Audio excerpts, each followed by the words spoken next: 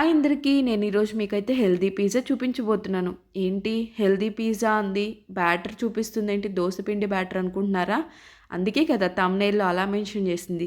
ఇదేంటంటే మనము మూంగ్ దాల్ బ్యాటర్ ఉంటుంది కదా! పెసరట్టు పిండి దాంతో చేస్తున్నాను. యాజ్ యూజువల్ మనం పెసరట్టుకి ఎలా అయితే గ్రైండ్ చేసుకుంటామో మూంగ్ దాల్‌ని అలా గ్రైండ్ చేసుకున్న తర్వాత ఆ బ్యాటర్‌ని at least half an hour to 1 hour rest ఇవ్వాలనమాట.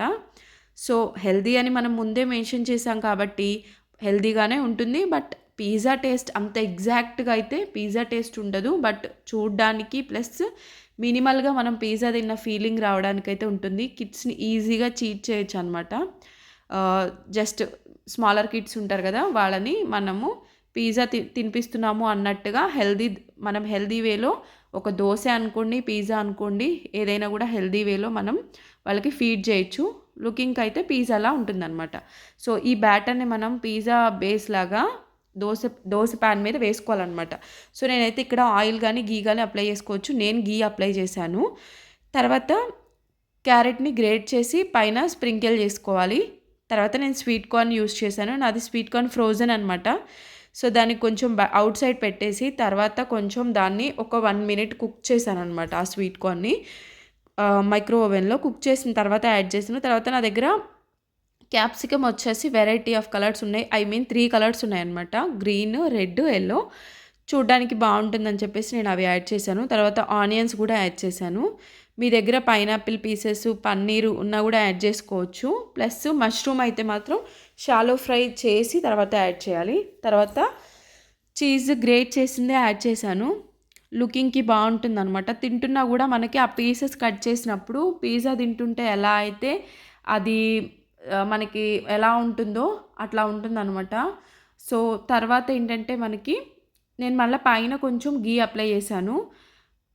Already బాటమ్‌లో same మనం దోస ఎలా చేసుకుంటాం అలా అనమాట. సో, ఏంటంటే మనం ఘీ అప్లై చేస్తే టేస్ట్ అదనేది చాలా కొంచెం డిఫరెంట్‌గా బావుంది. తర్వాత మీ దగ్గర పెప్పర్ మీకు ఇష్టమైతే పెప్పర్ కూడా పైన స్ప్రింకిల్ చేసుకోవచ్చు. పెప్పర్ ఇప్పుడైనా స్ప్రింకిల్ చేసుకోవచ్చు, లేదంటే తినేటప్పుడైనా చేసుకోవచ్చు. మనం ఇలా లిడ్ క్లోజ్ చేసి మీడియం టు లో పెట్టామంటే స్టవ్వు మనకి అడుగు నుంచి మంచిగా కుక్ అవుతుంది. ఏదైనా మనకి ఎక్కువ టైం పట్టదు. ప్లస్ మనకి వెజిటబుల్స్ ఎక్కువ కుక్ అవ్వకపోయినా కూడా పర్వాలేదు కదా!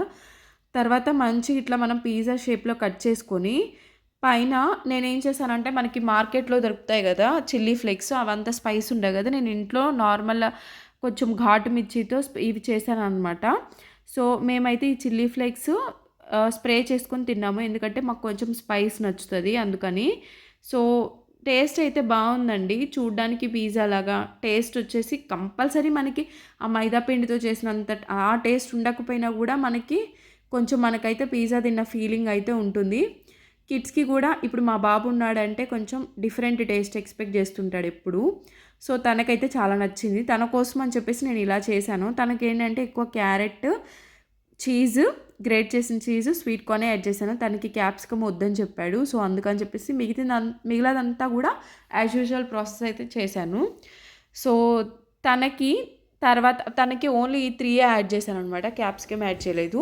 ఇంకా మన దగ్గర ఈ పైనాపిల్ ఇవి కూడా ఉంటే యాడ్ చేసుకోవచ్చు. సో, ఫైనల్‌గా అవుట్‌పుట్ అయితే ఇలా ఉండిందండి.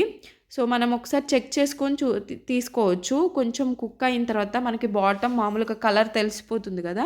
అలా కుక్ అయిన దాకా ఉంచుకొని తర్వాత బాబుకి కాబట్టి పైన కెచప్ యాడ్ చేసి ఇచ్చాను. నచ్చితే లైక్ చేయండి, షేర్ చేయండి, సబ్స్క్రైబ్ చేసుకోండి.